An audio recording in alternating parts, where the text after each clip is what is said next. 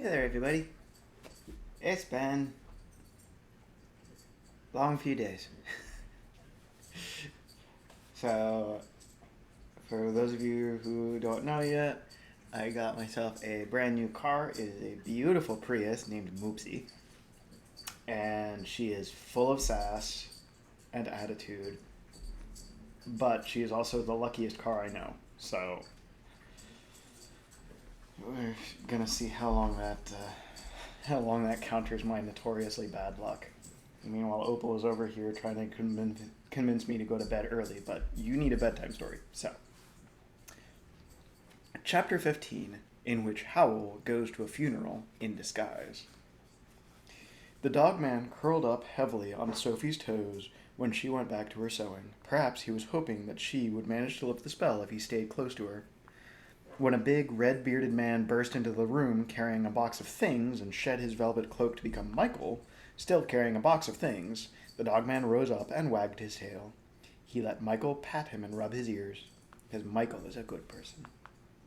I hope he stays, Michael said. I've always wanted a dog. Howl heard Michael's voice. He arrived downstairs, wrapped in the brown patchwork cover off his bed. Sophie stopped sewing and took a careful grip on the dog, but the dog was courteous to Howl, too. He did not object when Howl fetched a hand out of the coverlet and patted him. Well, Howl croaked, dispersing clouds of dust as he conjured up some tissues. I got everything, said Michael. And there's a real piece of luck, Howl. There's an empty shop for sale down in Market Chipping. It used to be a hat shop. Do you think we should move the castle there? Howl sat on a tall stool like a robed Roman senator and considered. It depends on how much it costs, he said. I'm quite tempted to move the Port Haven entrance there. That won't be easy because it would mean moving Calcifer. Port Haven is where Calcifer actually is. What do you say, Calcifer? It will take very careful operation to move me, Calcifer said. He'd become several shades paler at the thought. I think you should leave me where I am. So, Fanny is selling the shop, Sophie thought, as the other three went on discussing the move. And so much for the conscience Howl said he had. But the main thing on her mind was the puzzling behavior of the dog. In spite of Sophie telling him many times that she could not take the spell off of him, he did not seem to want to leave. He did not want to bite Howl. He let Michael take him for a run on Port Haven marshes that night, and the following morning. His aim seemed to become a part of the household. Though if I were you, I'd be in upper folding, making sure to catch Letty on the rebound, Sophie told him. Howl was in and out of bed all the next day. When he was in bed, Michael had to tear up and down the stairs. When he was up, Michael had to race about, measuring the castle with him, fixing metal brackets to every single corner. In between, Howl kept appearing robed in his quilt in clouds of dust to ask questions and make announcements, mostly for Sophie's benefit. Sophie, since you whitewashed over all the marks we made when we invented the castle, perhaps you could tell me where the marks in Michael's room were? No, said Sophie, sewing in her 70th blue triangle. I can't. Howl sneezed sadly and retired. Shortly he emerged again. Sophie, if we were to take that hat shop, what would we sell? Sophie found that she'd had enough of hats to last a lifetime. Not hats, she said. You can buy the shop, but not the business, you know. Apply your fiendish mind to the matter, said Howl. Or even think if you know how. And he marched away upstairs again. 5 minutes later, down he came again. Sophie, have you any preferences about the other entrances? Where would you like us to live? Sophie instantly found her mind going to Mrs. Fairfax's house. I'd like a nice house with lots of flowers, she said. I see, croaked Howl, and marched away again. Next time he appeared, he was dressed. That made 3 times that day, and Sophie thought nothing of it until Howl put on the velvet cloak Michael had used and became a pale, coughing, red-bearded man with a large red handkerchief held to his nose. She realized that Howl was going out then. You'll make your cold worse, she said. I shall die, and then you'll all be sorry. the red-bearded man said, and went out through the door with the knob green down. For an hour after that, Michael had time to work on his spell. Sophie got as far as her 84th blue triangle. Then the red-bearded man was back again. He shed the velvet cloak and became Howl, coughing harder than before and, if that was possible, more sorry for himself than ever. "I took the shop," he told Michael. "It's got a useful shed at the back and a house at the side, and I took the lot. I'm not sure what I shall pay for it all with, though." "What about the money you get if you find Prince Justin?" Michael asked. "You forget," croaked Howl.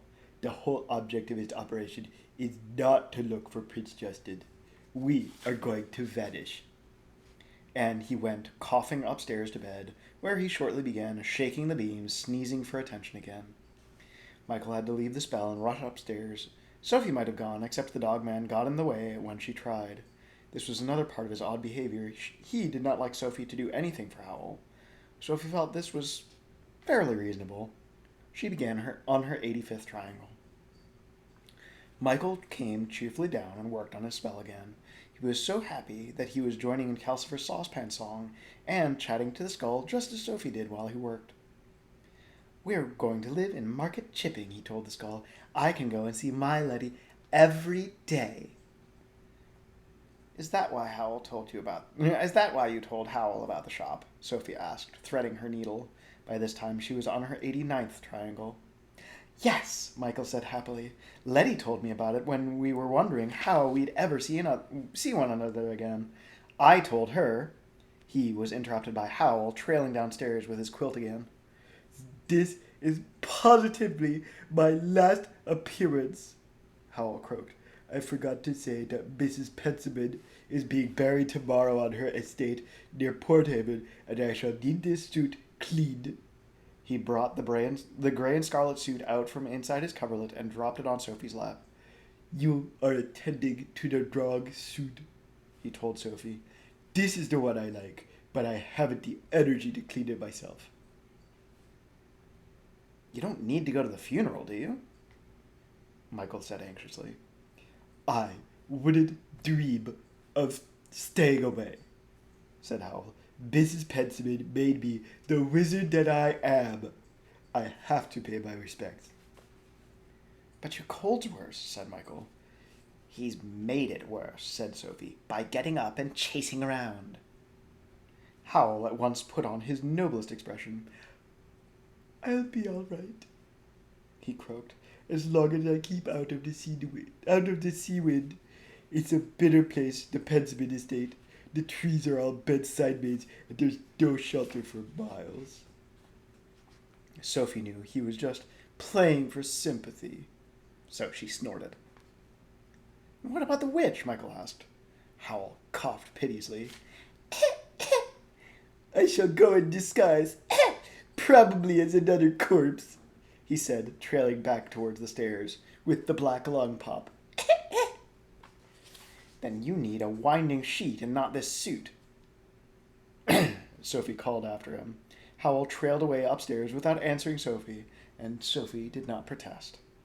She now had the charmed suit in her hands, and it was too good a chance to miss. She took up her scissors and hacked the gray and scarlet suit into 7 jagged pieces. That ought to discourage Howl from wearing it. Then she got to work on the last triangles of the blue and silver suit, mostly little fragments from around the neck. It was now very small indeed. It looked as if it might be a size too small even for Mrs. Pensiman's page boy. "Michael," she said, "hurry up with that spell. It's urgent." "Oh, it won't be long now," Michael said. Half an hour later, he checked off things on his list and said he thought he was ready. Then he came over to Sophie, carrying a tiny bowl with a very small amount of green powder in the bottom. "Where do you want it?" "Here," Sophie said, snipping off the last of the threads. She pushed the sleeping dog-man aside and laid the child-sized suit carefully on the floor. Michael, quite as carefully, tipped the bowl and sprinkled powder on every inch of it. They both waited, rather anxiously. A moment passed. Michael sighed with relief. The suit was gently spreading out larger. They watched it spread and spread until one side of it piled up against the dog-man, and Sophie had to pull it further away to give it room. After about 5 minutes, they both agreed that the suit looked Howl's size again.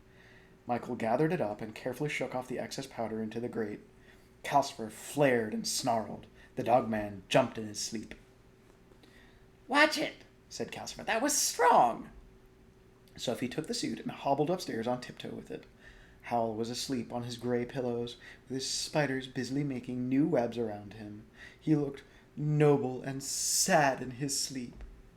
Sophie hobbled to put the blue and silver suit on the old chest by the window, trying to tell herself that the suit had got no larger since she picked it up. "Still, if it stops you from going to the funeral, that's no loss," she murmured as she took a look out of the window. The sun was low across the neat garden. A large, dark man was out there, enthusiastically throwing a red ball towards Howl's nephew, Neil, who was standing with a look of patient suffering, holding a bat. Sophie could see the man as Neil's father. "Stooping again," Howl said, suddenly behind her. Sophie swung round guiltily to find that Howl was only half awake, really. He may even have thought it was the day before, because he said, Teach me to keep off envy stinging. That's all the part of the past years now. I love whales, but it doesn't love me. Megan's full of envy because she's respectable and I'm not." Then he woke up a little bit more and asked, "What are you doing?" "I'm just putting out your suit for you," Sophie said, and hobbled away hastily. Howl must have gone back to sleep. He did not emerge again that night. There was no sign of him stirring when Sophie and Michael got up the next morning. They were careful not to disturb him. Neither of them felt that going to Mrs. Pensman's funeral was a good idea. Michael crept out on the hills to take the dogman for a run. Sophie tiptoed about, getting breakfast, hoping Howl would oversleep. There was still no sign of Howl when Michael came back. The dogman was starving hungry. Sophie and Michael were hunting in the closet for things a dog could eat when they heard Howl coming slowly downstairs. Really, they should have just done eggs. And bacon. More bacon than eggs. "Sophie!" Howl's voice said accusingly. He was standing, holding the door to the stairs open with an arm that was entirely hidden inside of an immense blue and silver sleeve. His feet, on the bottom stair, were standing inside the top half of the gigantic blue and silver jacket. Howl's other arm did not come anywhere near the other huge sleeve. Sophie could see that arm in an outline, making bulging gestures under a vast frill of collar.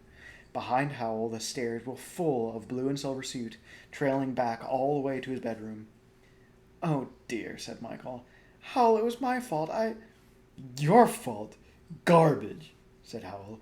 "I can detect Sophie's head a mile off. And there are several miles of this suit. Sophie, dear, where is my other suit?" Sophie hurriedly fetched the pieces of the gray and scarlet suit out of the broom cupboard where she had hidden them. Howl surveyed them. "Well, that's something," he said.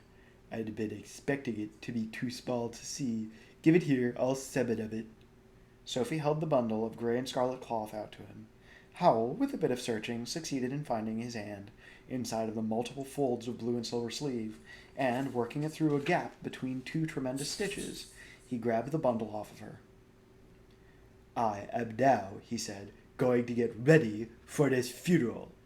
Please, both of you, refrain from doing anything whatsoever while I do. I can tell Sophie is in top form at the moment, and I want this room to be the usual size when I come back to it." He set off with dignity to the bathroom, wading in blue and silver suit. The rest of the blue and silver suit followed him, dragging step by step down the stairs and rustling across the floor. By the time Howl was in the bathroom, most of the jacket was on the ground floor, and the trousers were appearing on the stairs. Howl half shut the bathroom door and seemed to go on hauling the suit in hand over hand. Sophie and Michael and the dogman stood up and watched yard after yard of blue or silver fabric proceed across the floor, decorated with an occasional silver button the size of a millstone and enormous regular rope-like stitches. There may have been nearly a mile of it. "I don't think I got that spell quite right," Michael said when the last huge scalloped edge had disappeared round the bathroom door. "And didn't he let you know it?" said Calcifer. "Another log, please." Michael gave Calcifer a log. Sophie fed the dogman, but neither of them dared to do anything much except stand stand around eating bread and honey for breakfast until Howl came out of the bathroom. He came forth 2 hours later out of a steam of verbena-scented spells. He was all in black. His suit was black. His boots were black. His hair was black, too. The same blue raven black as Miss Angorian's. His earring was a long jet pendant. Sophie wondered if the black hair was in honor of Mrs. Pensiman. She agreed with Mrs. Pensiman that black hair suited Howl. His green glass eyes went better with it, but she wondered very much which suit the black one really was. Howl conjured himself a black tissue and blew his nose in it. The window rattled. He picked up one of the slices of bread and honey from the bench and beckoned to the dogman. The dogman looked dubious. "I only want you here so I can look at you." Howl croaked. His cold was still quite bad. Hello, baby girl. Opal says it is bedtime. I love you, baby.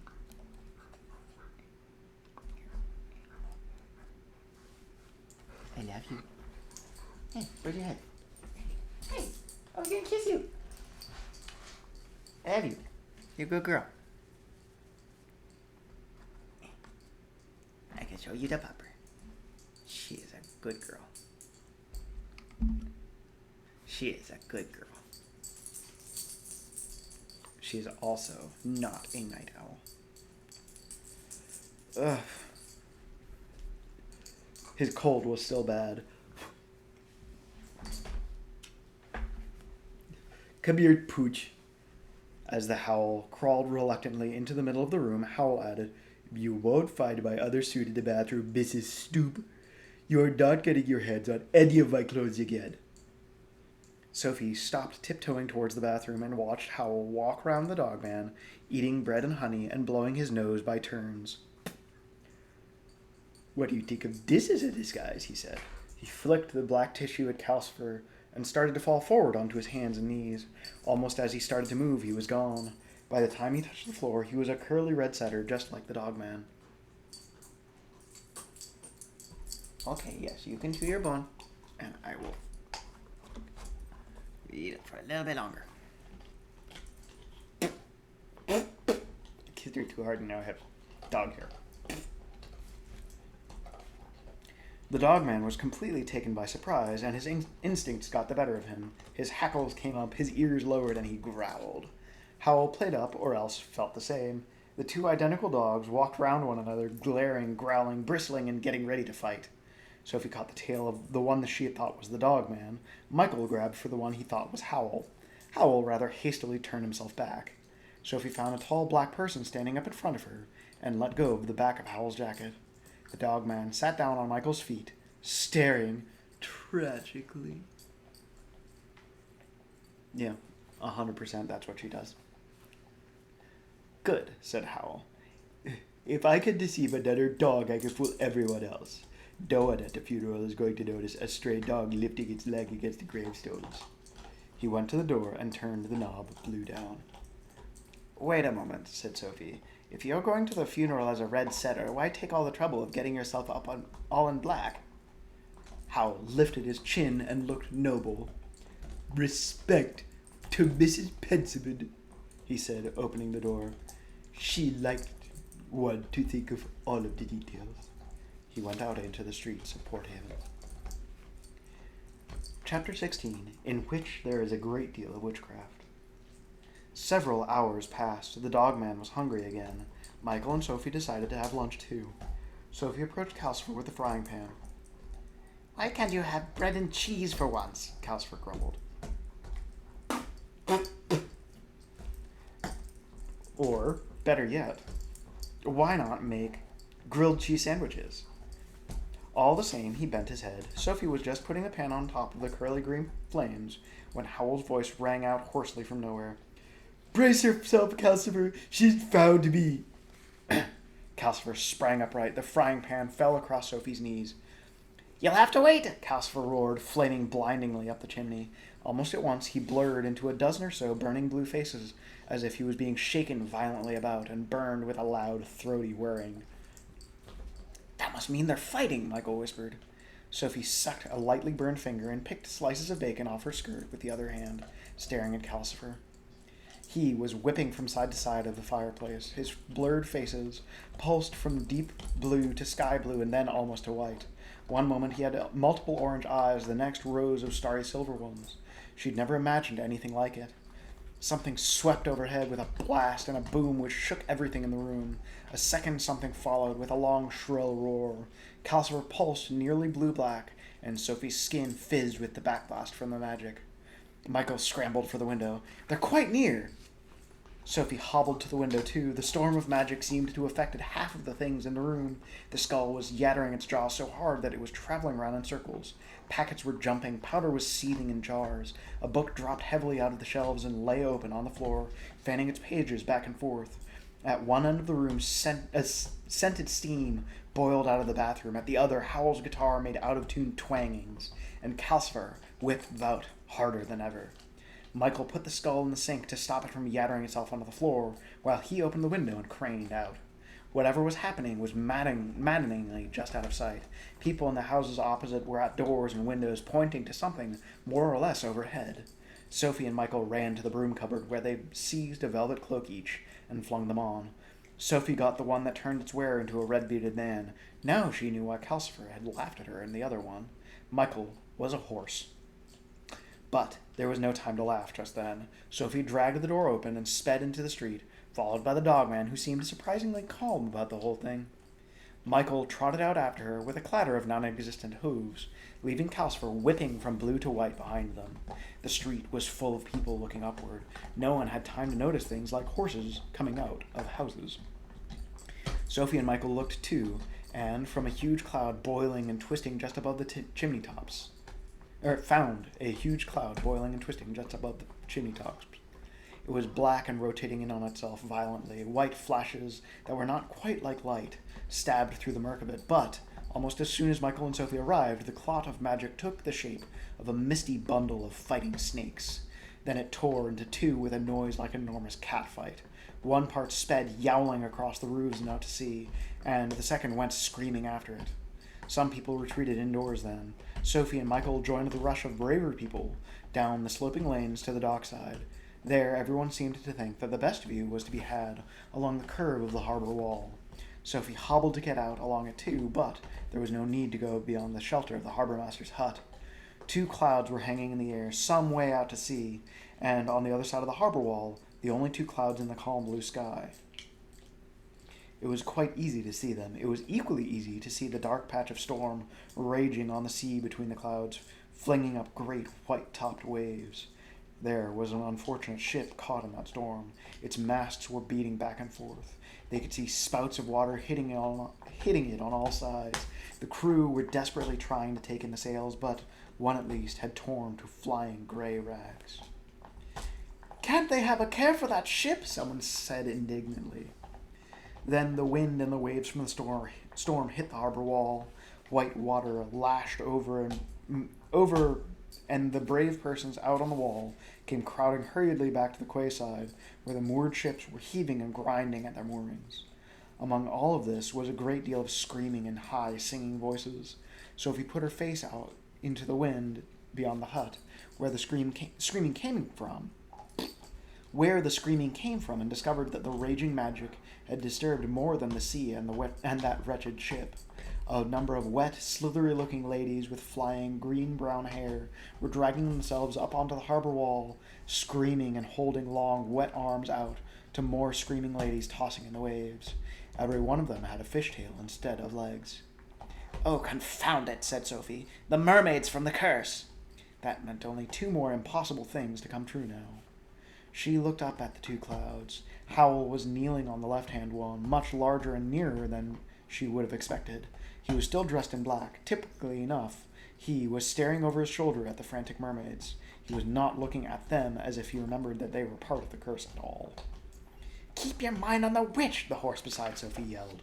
The witch sprang into being, standing on the right-hand cloud in a whirl of flame-colored robe with streaming red hair, with her arms raised to invoke further magic. As Howl turned and looked at her, her arms came down. Howl's cloud erupted into a fountain of rose-colored flame. Heat from it swept across the harbor, and the stones of the wall steamed. "It's all right," gasped the horse. Howl was on the tossing, nearly sinking ship below. He was a tiny black figure now, leaning against the bucking mainmast. He let the witch know that she had missed by waving at her cheekily. The witch saw him in the instant that he waved.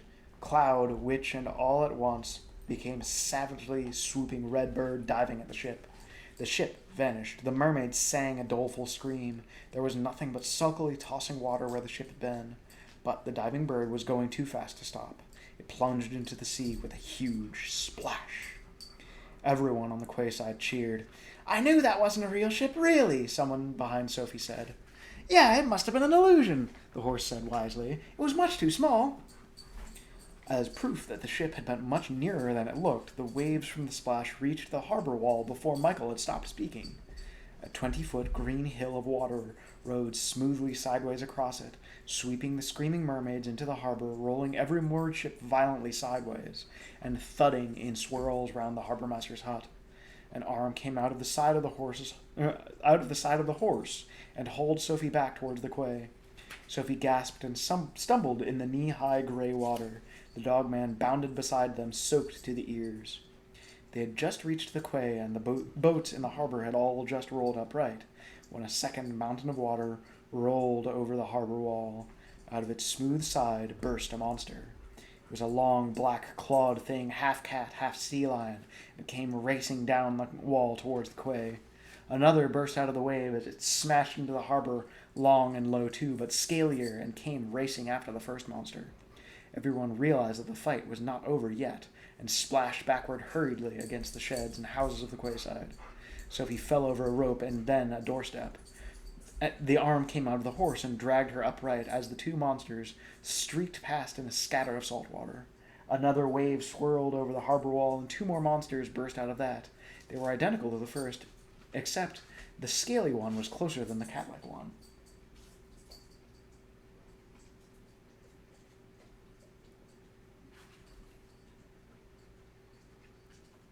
You are such a weirdo. I love you. You're a very cute dog. But you are eating a receipt. You are a weirdo. I love this dog. She's such a weirdo. Ugh. They were identical to the first two, except the scaly one was closer to the cat-like one, and the next rolling wave brought two more closer together yet. "What's going on?" Sophie squawked as the third pair raced past, shaking the stones of the jetty as they ran. "Illusions," Michael's voice said out of the horse. "Some of them. They're both trying to fool one another into chasing the wrong one." "Which is who?" said Sophie. "No idea," said the horse. Some of the onlookers found the monsters too terrifying. Many went home. Others jumped down into the rolling ships to fend them off of the quay. Sophie and Michael joined the hardcore of watchers, who set off through the streets of Port Haven after the monsters.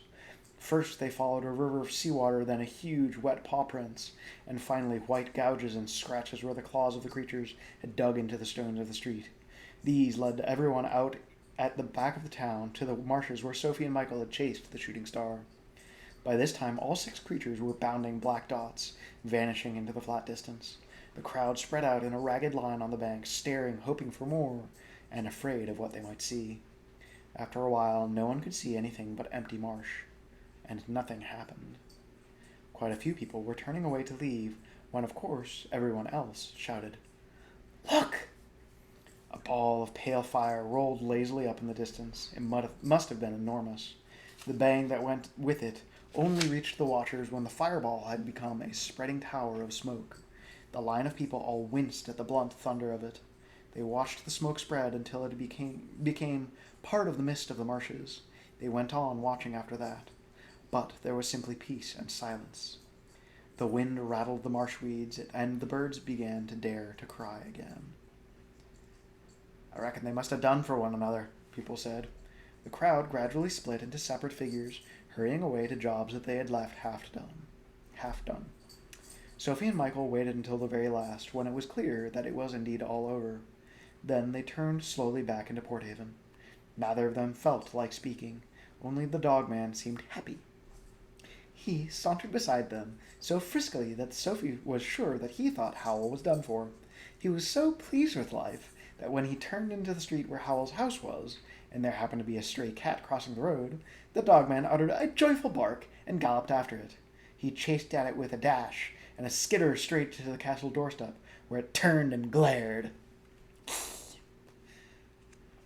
"Off!" it mewed. "This is all I needed." The dog backed away, looking ashamed. Whew.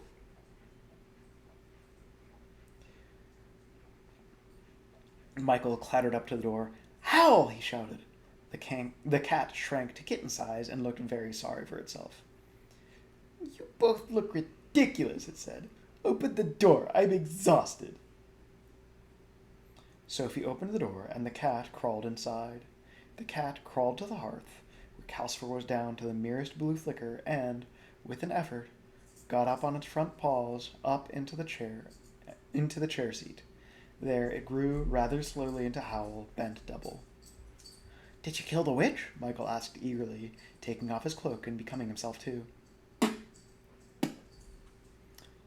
"No," said Howl. He turned round and flopped into the chair, where he lay looking very tired indeed. "All that on top of a cold," he croaked. "Sophie, for pity's sake, take off that horrible red beard and find the bottle of brandy in the closet, unless you've drunk it or turned it into turpentine, of course." Sophie took off her cloak and found the brandy in a glass. Howl drank one glass of it as if it were water. Then he poured out a second glass, and instead of drinking it, he dripped it carefully on Calcifer. Calcifer flared and sizzled and seemed to revive a little. Howl poured a third glass and lay back sipping it. "Don't stand staring at me," he said. "I don't know who won. The witch is mighty hard to combat. She relies mostly on her fire demon and stays behind out of trouble. But I think we gave her something to think about, eh, Calcifer?" "It's old," Calcifer said in a weak fizzle from under his logs.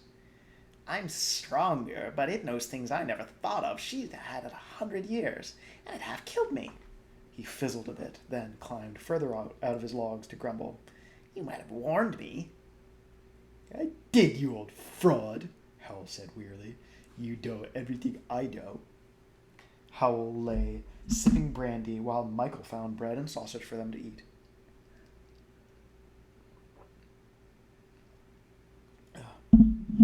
Food revived them all, except perhaps the dogman, who seemed subdued now that Howl was back after all. Calcifer began to burn up and look his usual blue self. "This won't do," Howl said. He hauled himself to his feet. "Look sharp, Michael. Look sharp, Michael. The witch knows we're in Port Haven. We're not going to have to move the castle. We're not only going to have to move the castle and the Kingsbury entrance now. I shall have to transfer Calcifer to the house that goes with that hat shop." "Move me?" Calcifer crackled. He was azure with apprehension. "That's right," said Howl. "You have a choice between market chipping or the witch. Don't go and be difficult." "Oh, curses!" wailed Calcifer, and dived into the bottom of the grate. So, we are on page 314. Out of 429. So that is 115 pages left. I hope you all are excited, because it is a good book. I like reading it.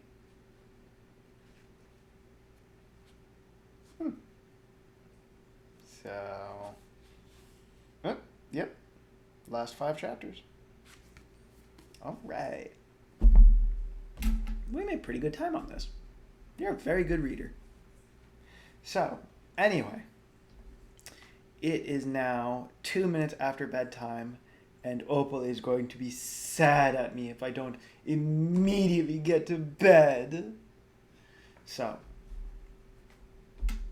get some rest and do your best to become somebody that you can be proud of. And if people can hate without knowing anything about you, then I can love you. So, good night, dear.